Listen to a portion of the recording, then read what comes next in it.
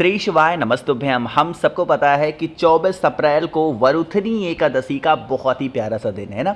देखो, एकादशी का दिन अपने आप में बहुत पवित्र होता है, बहुत शुभ माना जाता है और बहुत सारी ऐसी बहनें हैं, भाई हैं जो एकादशी का व्रत रहते हैं। लेकिन ऐसी मान्यता है कि जो एकादशी का व्रत अगर आप स्टार्ट करते हो या फिर आप रहते हो वैशाख महीने वाली कोई भी एकादशी का व्रत आप स्किप कर चुके हो, छोड़ चुके हो, उससे मतलब नहीं है। बट आज की इस वरुथनी एकादशी का व्रत आपको ज़रूर रखना चाहिए और तुलसी माता की जड़ की एक चुटकी आपको लेनी है और एक चुटकी हल्दी का इस्तेमाल करना है। करके देखिए, आप पे घर में इतना धन आएगा कि आप संभाल नहीं पाओगे। ठीक है ना। कैसे करना है इस पूरे उपाय को बहुत ही विस्तार से बताऊंगा, वीडियो को पूरा देखेंगे। ठीक है ना। देखो, सबसे पहले मैंने आपसे क्या कहा कि इस उपाय के लिए हमें ज़रूरत पड़ने वाली है हल्दी की।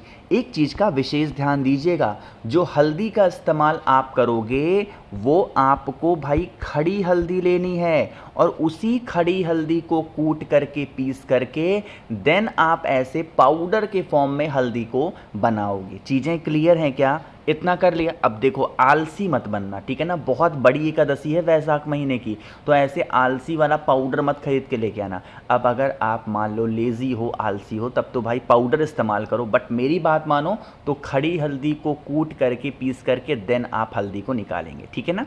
चलो, इतनी बातें समझ में आ गई हैं। साथ ही साथ आप लोगों को एक छोटी सी बात आपको और बताना चाहता हूं। आपको ज़रूरत जानी कहाँ पे है? अपने घर पे, कहीं बाहर आपको निकलना नहीं है, कहीं जाना नहीं है। ठीक है ना। दूसरा काम करना क्या है कि आप लोगों को सबसे पहले ओम नमो भगवते वासुदेवाय, फिर से बोल रहा हूं, मंत्र को ध्यान रखिएगा। ओम नमो भगवते वासुदेवाय, इस मंत्र का स्मरण करके आप सभी को क्या करना है? एक चुटकी हल्दी पहले कहाँ डालेंगे? तुलसी माता की जड़ में। पहला काम। दूसरा काम, अच्छा हाँ, एक चीज़ का ध्यान रखिएगा, आज के दिन भूल कर भी तुलसी माता की जड़ में एक बूंद भी जल समर्पित मत करिएगा, वरना आपको दोष लगेगा। वो दोष क्यों लगेगा? क्योंकि आप तुलसी माता का व्रत तोड़वा दोगे। जैसे एकादशी के दिन जो माँ तुलसी हैं वो भगवान नारायण के लिए क्या रहती हैं? निर्जला व्रत रहती हैं और निर्जला व्रत में जल की आवश्यकता नहीं पड़ती। इसीलिए एकादशी पे कभी भी तुलसी माता की जड़ में जल समर्पित नहीं करते हैं। ठीक है ना। इतनी बातें समझ में। अब इतना करने के बाद में आप एक छोटा सा कोई दीपक ले लो, छोटी सी कटोरी ले लो, ठीक है ना, और साथ ही साथ गंगा जल लीजिएगा। ठीक है ना। अब आप इस कटोरी को लेकर के तुलसी माता के पास जाकर के बैठ जाना। जो कटोरी आपने लिया है उस कटोरी को रखना और आपके पास में जो गंगा जल है उस गंगा जल को पहले अपने दाहिने हाथ में गिराएंगे और अपना नाम और गोत्र बोल करके आप इस जो कटोरी लिया है उसमें डालेंगे। ध्यान रखिए कितनी बार करना है? 5 बार। फिर से समझा रहा हूँ, ध्यान सुनिएगा। जो आपके पास में गंगा जल है उस गंगा जल को पहले दाहिने हाथ में गिराना और दाहिने हाथ से फिर उस गंगा जल को आप इस कटोरी में गिराना। ठीक है ना। पहली चीज़, ऐसा कितनी बार करेंगे? ऐसा 5 बार करेंगे। ठीक है ना। और अपना नाम और गोत्र बोलना। अब आप इस कटोरी को उठा करके घर में रख देना। जब एकादशी तिथि समाप्त हो जाएगी और द्वादशी तिथि लग जाएगी, उस टाइम पे आपको द्वादशी तिथि में यही गंगा जल ला करके तुलसी माता की जड़ में अगर आप समर्पित करते हैं तो आपके घर में कभी धन धान्य की कमी नहीं हो सकती। हमेशा माँ लक्ष्मी का वास घर में आपके बना होगा। ठीक है ना। पहला उपाय समझ में आ गया है। आगे बढ़ते हैं अब इस वीडियो के हम लोग अपने दूसरे उपाय की तरफ, और ये जो दूसरा उपाय है वो लड़ाई झगड़े के लिए। देखो, लड़ाई झगड़े का नाम जब भी आता है मैं आपको छोटी सी बात ज़रूर बताता हूँ।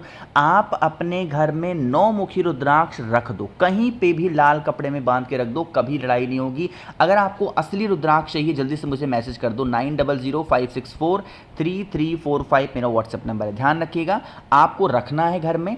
बाकी आपको मुझसे नहीं लेना, कोई दिक्कत नहीं है, कहीं से ले लो, लेकिन अपने घर में रखिए ज़रूर। ठीक है ना। अब यहाँ पर इस उपाय के लड़ाई झगड़े के लिए हमें ज़रूरत पड़ने वाली है 7 दूर्वा की। ध्यान रखिएगा, दूर्वा 2 प्रकार की होती हैं। एक होती है सफ़ेद दूर्वा, एक होती है हरी दूर्वा। हमें हरी दूर्वा चाहिए 7। साथ ही साथ आपको महादेव की प्रिय चीज़ लेनी है जो कि क्या होती है? लाल चंदन, ठीक है ना। बहुत ज़्यादा नहीं लेना, थोड़ा सा लाल चंदन लीजिएगा और लाल चंदन को लेकर के पहुंच जाएंगे महादेव के शिवलिंग के पास में। सबसे पहला काम करना है, ध्यान रखिएगा, सूखा लाल चंदन नहीं लेना है, इस चीज़ का विशेष ध्यान देंगे। पहले लाल चंदन का लेपन माता अशोक सुंदरी के स्थान पे कर देंगे। लाल चंदन का लेपन करने के बाद में जो आपके पास में दूर्वा है, उस 5 से 7 दूर्वा को लाल चंदन के ऊपर रखेंगे। रखने के बाद में जो आपके पास में 1 लोटा जल है, उस जल को महादेव के शिवलिंग के ऊपर चढ़ाएंगे। जब जल को समर्पित करोगे, यही जल बहता हुआ लाल चंदन दूर्वा से होता हुआ नीचे गिरेगा। अरे गिरेगा ना, इस जल को रोक लेना, रोके हुए जल को अपने घर पे लेके जाना और कुंदकेश्वर महादेव के नाम से अपने पूरे घर में अगर आप इस जल का छिड़काव मात्र कर देते हैं तो आपके घर में किसी भी प्रकार से लड़ाई झगड़े की होने की संभावनाएं बहुत कम होती हैं। और अगर साथ ही साथ आपने 9 मुखी रुद्राक्ष घर में कहीं रख दिया तो यकीन मान लीजिए फिर वो सारी समस्या आपकी क्लेश की, लड़ाई झगड़े की दूर होने वाली है, ठीक है ना। करिएगा ज़रूर। तो यहाँ पे हम लोगों ने 2 उपाय की बातें कर ली हैं, आगे बढ़ते हैं। अब इस वीडियो के हम लोग अपने तीसरे उपाय की तरफ, जो कि आप सभी को घी के साथ करना है। लेकिन कैसे करना, कहाँ पे, सारी बात करेंगे। सबसे पहले करेंगे वीडियो को लाइक। जिसने अभी तक चैनल को सब्सक्राइब नहीं किया, मेरी आवाज़ आप पहली बार सुन रहे हैं, चैनल को ज़रूर सब्सक्राइब करेंगे, ठीक है ना। देखो, आप लोगों को 2 चीज़ें मैं दिखाने जा रहा हूँ, उन दोनों चीज़ों का इस्तेमाल आपको करना है। सबसे पहले बेनिफिट समझ लेते हैं। जैसे मान लो कि आप कभी भी डॉक्टर के पास जाते हो और अपना कोई रोग बताते हो, तो डॉक्टर साहब क्या करते हैं, 1 नंबर पे टैब ऐसे ले लो, फिर टैबलेट ऐसे ले लो, फिर भाई सिरप ले लो, मतलब ढेर सारी दवाएं आपको खानी पड़ती हैं और आप उन दवाओं को खा खा करके बहुत तंग आ चुके हो, परेशान आ चुके हो। तो इस उपाय को करेंगे। इसके लिए सबसे पहले आपको गौ माता का घी चाहिए एंड द सेकेंड वन, आप सभी लोगों को शहद की आवश्यकता पड़ने वाली है, ठीक है ना। क्यों? क्योंकि हमें बीमारी को दूर करना है। शहद की मात्रा जो लोगे वो बहुत ज़्यादा नहीं करनी है, थोड़ा सा आपको शहद लेना। पहुंच जाना है महादेव के शिवलिंग के पास में। दोनों चीज़ों का लेपन अलग अलग जगहों पे करना है, इस चीज़ का ध्यान रखिएगा। जो शहद का लेपन नहीं, पहले घी का लेपन करते हैं। जो घी का लेपन आपको करना है वो करना है माता अशोक सुंदरी के स्थान पे।